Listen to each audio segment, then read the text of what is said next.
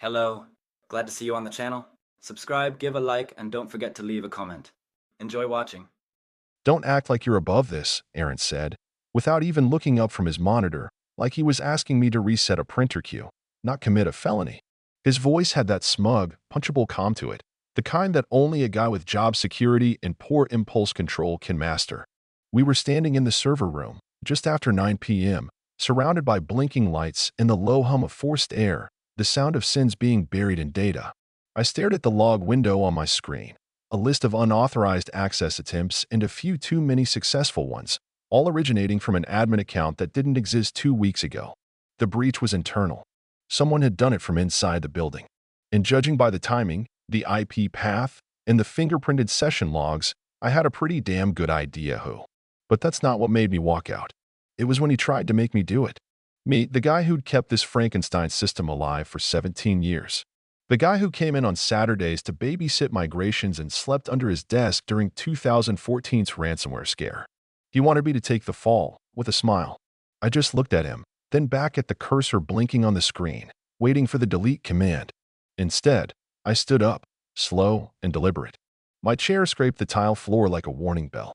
I didn't say anything clever or noble. I just said, "You'll regret that," and walked out. Aaron wasn't ready for what came next. Back up a little, 6 months, maybe, and things were already turning sour. The company, a mid-sized logistics firm we'll call Transcore, had been running leaner every year since the new executive team came in. Their strategy was simple: trim old salaries, bring in younger staff, and spin it all as agile transformation.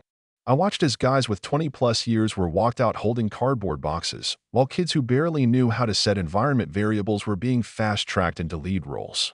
I wasn't worried at first. I kept my head down, focused on the work. But then Margot came in. Margot Langston, VP of Infrastructure, was the kind of corporate climber you could spot from across the parking lot. Crisp blazer, sharper heels, always a coffee in one hand and a half-answer in the other. She never bothered learning names unless you were on her level or making her look good. The first thing she did was schedule a vision session that ended with her drawing concentric circles on a whiteboard and saying the words "future-proofing our team dynamic" like they were magic. I knew then I was in trouble. She brought Aaron with her. He'd been her tech lead at her last job, some consulting firm that tanked within a year of her leaving, if the rumors were true. He came in with that startup bro energy, except older, balder, and with a chip on his shoulder the size of a RAID array. We clashed immediately. He didn't like that I documented everything. I didn't like that he didn't know what a shadow root certificate was. Small things, at first. But then he started rewriting processes behind my back, overriding scheduled tasks without notes, and insisting we streamline the audit trail. Then the breach happened. It started as a few anomalies in the access logs. A remote login at 2:14 a.m. from a machine ID we'd flagged as decommissioned. Then another. I flagged it in our system report and sent it up the chain. Aaron responded, "Looks like a false positive. I'll handle it." He didn't. 2 weeks later, financial systems hiccuped. Several invoice records were accidentally duplicated, then deleted. We lost hours of transactional data. Then came the kicker: payroll adjustments that couldn't be reconciled, all traced to admin-level access through the ghost account. I confronted Aaron quietly. I wasn't trying to start a war. I wanted to give him a chance to explain, maybe even fix it. He gave me a tight-lipped smile and said, "It's being handled," which apparently meant bury it and shut up. Then, yesterday, he called me into the server room at the end of the day and handed me a USB with a script already written to scrub the logs. "Just run it. No one will know." That's when I knew he was afraid. Not of me. I'm not exactly a threat, unless you count passive-aggressive comments in meetings. He was afraid of what the logs would show. Afraid that someone above him might actually look. And he wanted me to be the patsy. Me. A guy who's missed more birthdays than meetings for this place. So I walked out. Not before backing up every log I had access to. Not before emailing the entire log summary to my personal account. Not before locking down a cold storage backup and encrypting it with a password only I could remember. I'm not stupid. I knew this wasn't over. When I got home, I poured a glass of whiskey, sat down at the kitchen table, and stared at the NDA they'd emailed me a week earlier, the one I hadn't signed. I thought about my kids, who I barely saw this past year. I thought about the guys who got laid off right before their pensions vested. I thought about every after-hours fix, every 2 a.m. call, every vacation I canceled because You're the only one who really knows the system, Eli. Then I opened a new email, addressed it to the company's internal audit lead, CC'd a compliance officer I trusted, and wrote 3 words in the subject line. Start looking deeper. Be honest. Have you ever dreamed of getting revenge on a manager like that? The first real sign that I was being cut out came the following Monday, when I showed up to the team stand-up meeting and found my name missing from the agenda entirely, like I had somehow ceased to exist over the weekend. No big deal. I told myself at first. Things get shuffled. People forget. Maybe Aaron just messed up the invite. But then it happened again on Wednesday. And again the next week.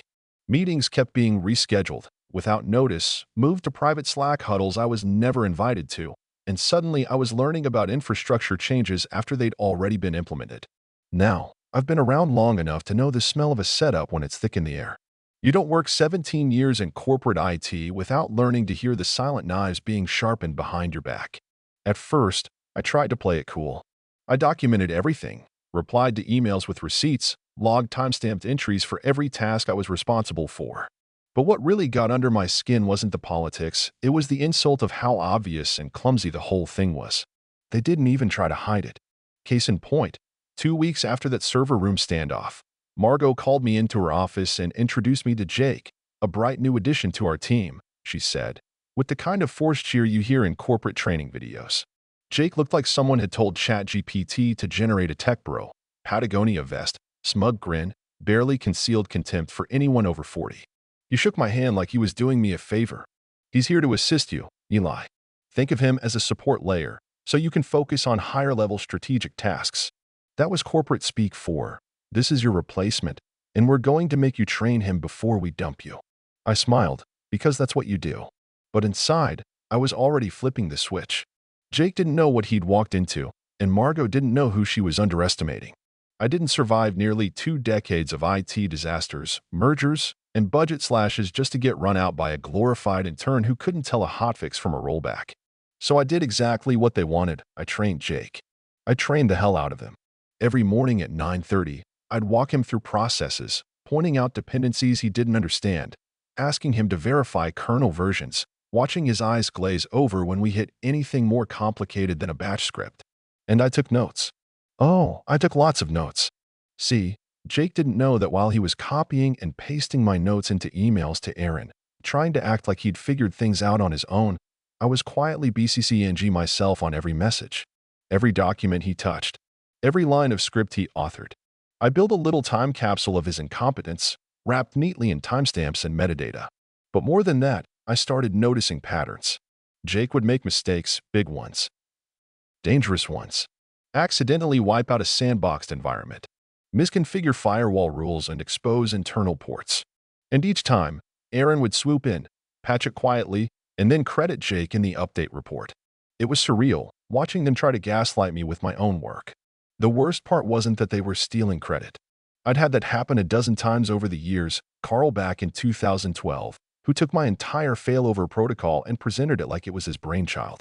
That hurt, sure, but I'd always found some quiet satisfaction in knowing that the people who mattered knew the truth.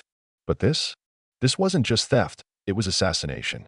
They were rewriting history in real time, slowly turning me into the guy who was falling behind, who needed help, who wasn't adapting fast enough. HR started scheduling random pulse check meetings with me. The kind where they ask leading questions and write down your tone. How are you adjusting to the new workflows, Eli? Do you feel supported by your team? The woman asking me these questions had only been with the company for 3 months and already acted like she was building a file. I answered politely, of course. And then I went home and updated my backup logs. Because here's the thing about people like Aaron and Margot, they're used to short games. They think everyone plays dirty and fast, that every threat is obvious and every betrayal immediate. But people like me? We play the long game. We've seen departments rise and fall. We know how to make systems talk, and we know how to make them remember. I'd already built a shadow backup of all critical documentation and project history, organized by contributor and version control metadata. Jake's name only showed up in the past 2 weeks and always under files I'd last edited. I started slipping little mistakes into my documentation, minor inconsistencies that would only be caught by someone actually reading the material. Jake never caught a single one. Neither did Aaron. I was laying a trail, a quiet breadcrumb map for anyone smart enough to follow it when the hammer eventually dropped. But even with all that, there were moments where I felt it cracking. One night, around 11:30, I was sitting in my kitchen staring at my laptop screen, trying to finish a forensic timeline of server access for the compliance team I hadn't even contacted yet. My daughter came downstairs, rubbing her eyes, and asked me why I was still working. I didn't have a good answer. She hugged me and said, "Mom says you're trying to prove something." I smiled at that. Because she wasn't wrong. I was trying to prove something. I just didn't know to who anymore. The next morning, I found a post-it on my monitor. "You forgot to update Jenkins again. No worries. I fixed it." Jake's handwriting. Jenkins was automated. It didn't need manual updates, which meant he was either lying or he didn't understand the system enough to know what he was talking about. Either way, the noose was tightening. And the best part?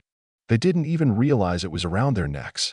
Have you ever had to sit quietly while someone tried to replace you with a smile?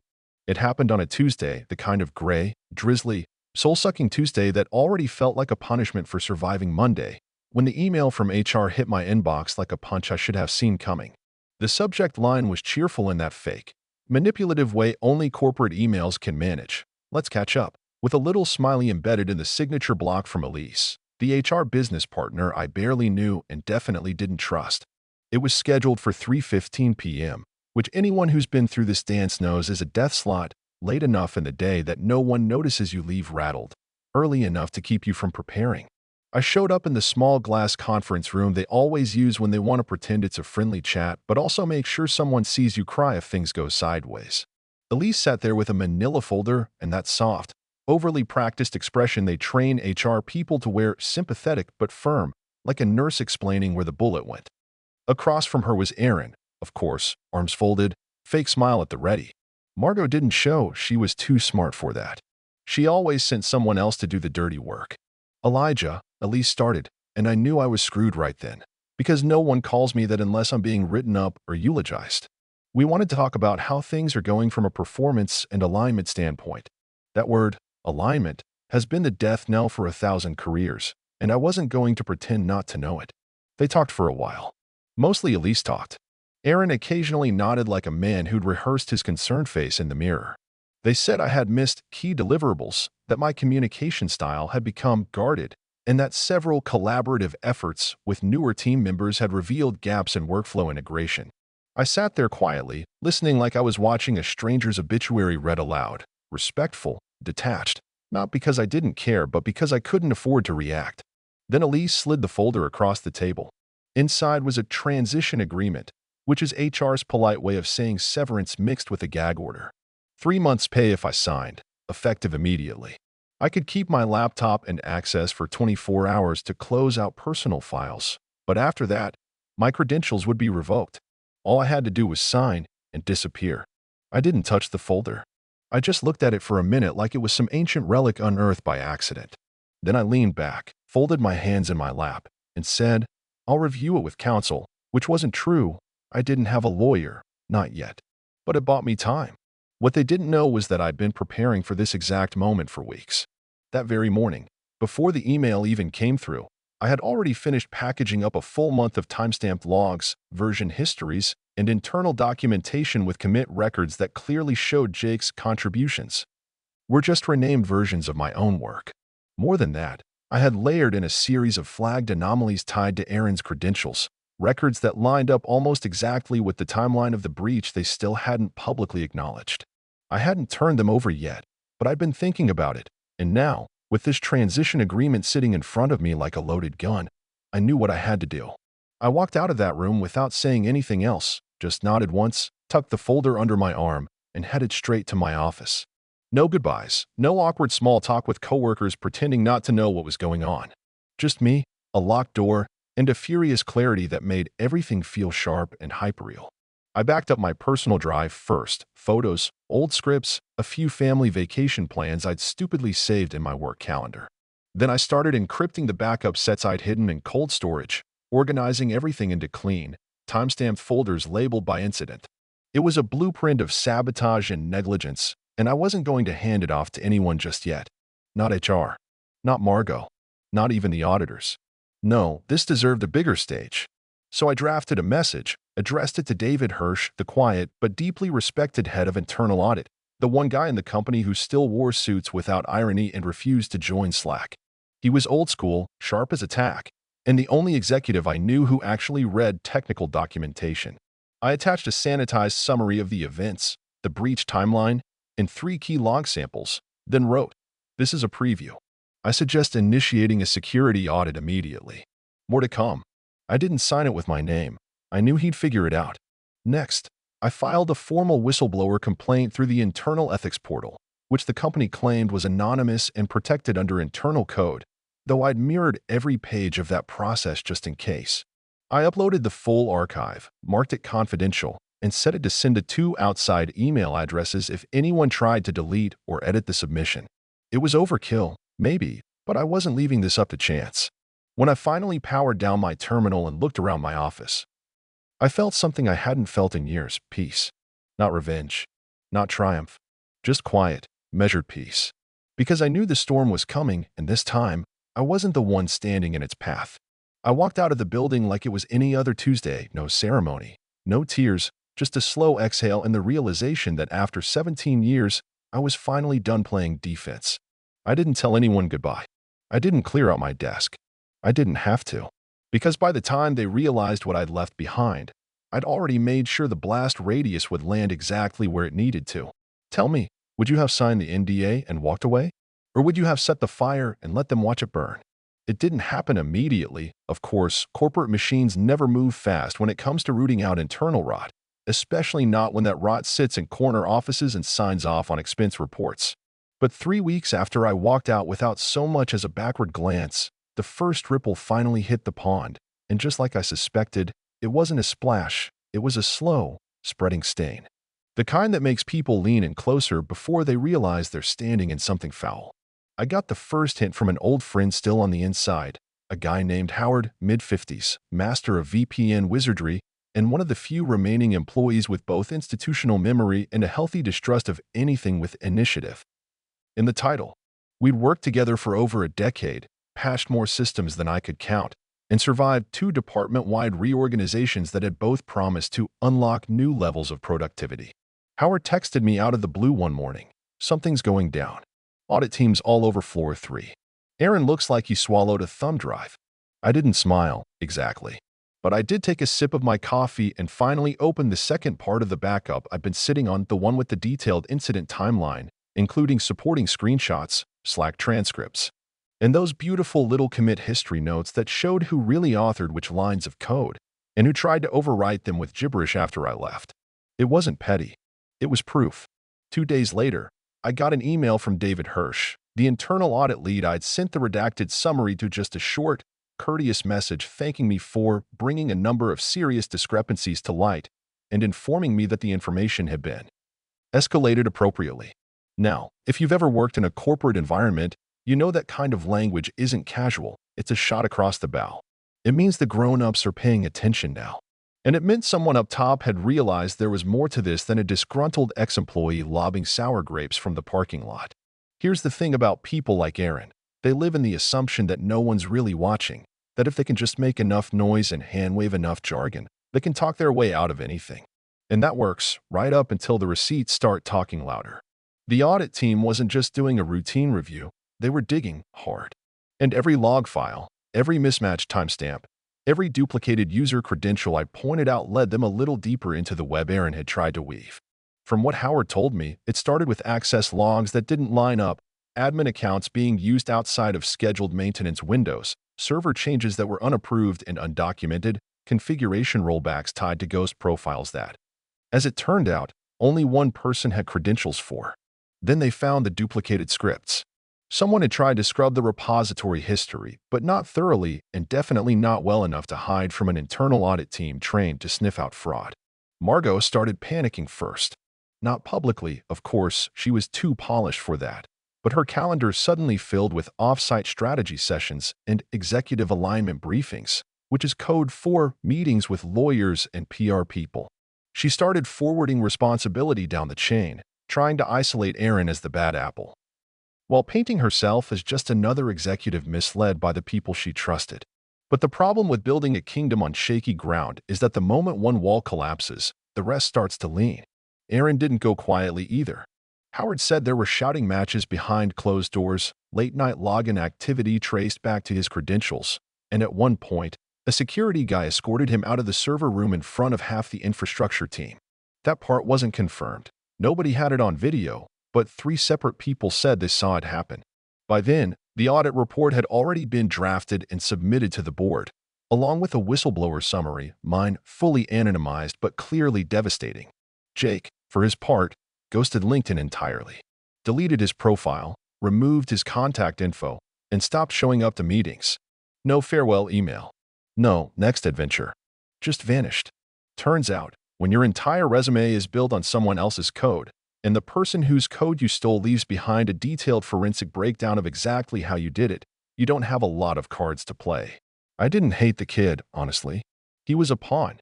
But when you sit at the table long enough, even pawns can tip the balance. What really surprised me, maybe the only thing that did, was how quickly the company turned inward. They stopped talking about growth and innovation. The newsletter went quiet. The Friday happy hours vanished. It was like someone pulled the plug on the culture overnight, and everyone started whispering. The people who used to laugh at my old school ways started looking at each other a little differently, wondering who was next.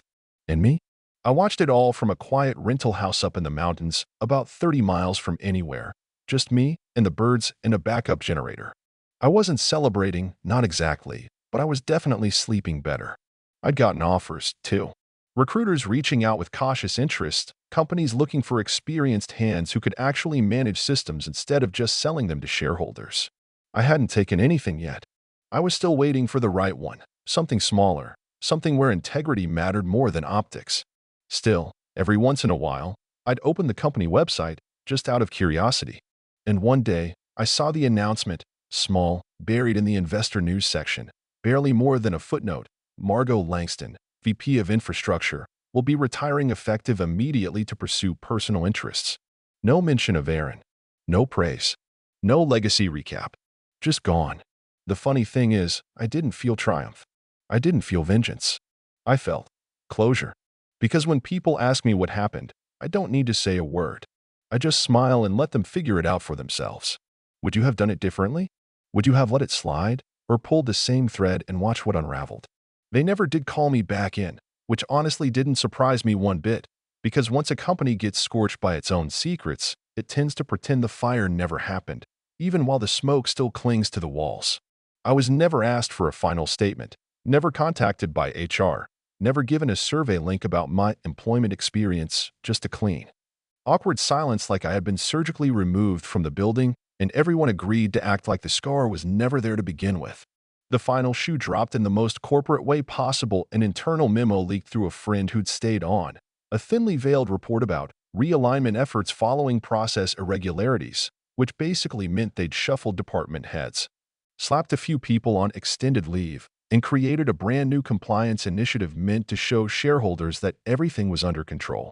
They even changed the name of the department, probably hoping a fresh label would make everyone forget what had happened under the old one. Aaron was gone. Not transferred, not reassigned, gone.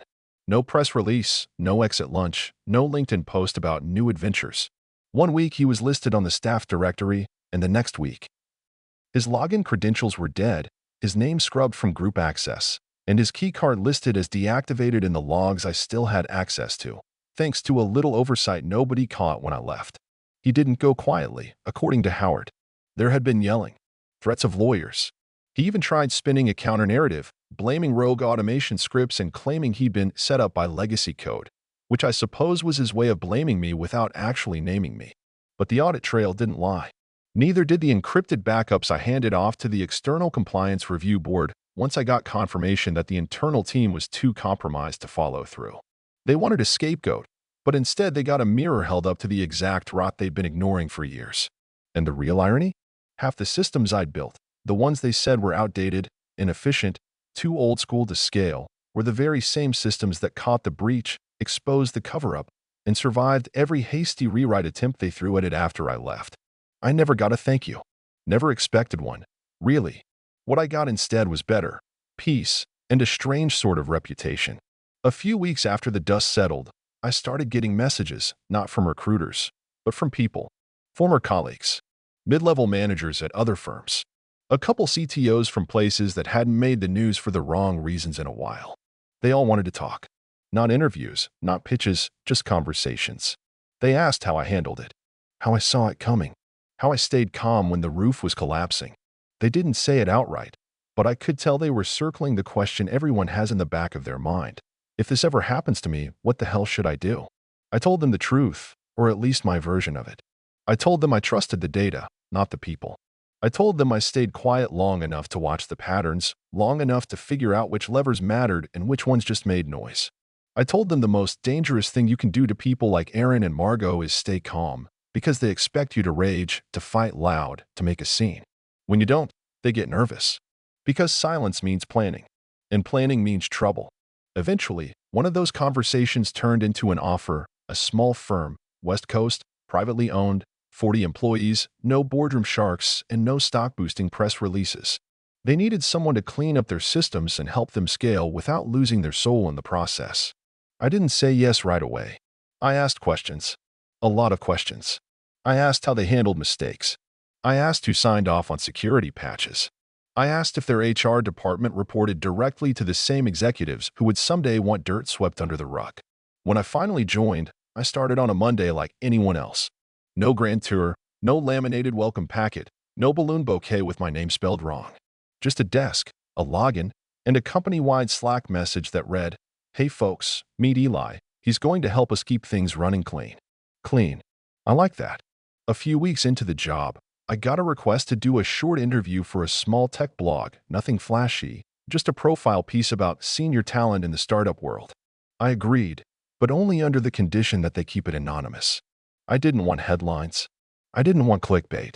I just wanted to tell the story the way it actually happened. So I told them about a friend, an IT guy who spent 17 years building systems no one appreciated, who got pushed out by a couple of career climbers with big egos and small ethics, who walked away with his dignity intact and a blueprint for exactly how not to run a department. I told them how he didn't burn the place down, didn't sabotage the servers, didn't air dirty laundry on social media. He just collected receipts, followed protocol, and let the truth do the heavy lifting. They published it a week later under the title, "The Quiet Engineer Who Outlasted the Storm." I read the comments, not all of them, just a few. Most people got it. Some didn't. That's fine. It wasn't for them. And sometimes, late at night, when I can't sleep and the past creeps in like static at the edge of an old radio, I pull up the copy of the audit summary that lives on my personal drive. Not because I need proof anymore, I don't, but because it reminds me that walking away isn't the same thing as losing. Sometimes, walking away is exactly how you win. So here's my exit interview, long after the fact, no regrets, no apologies.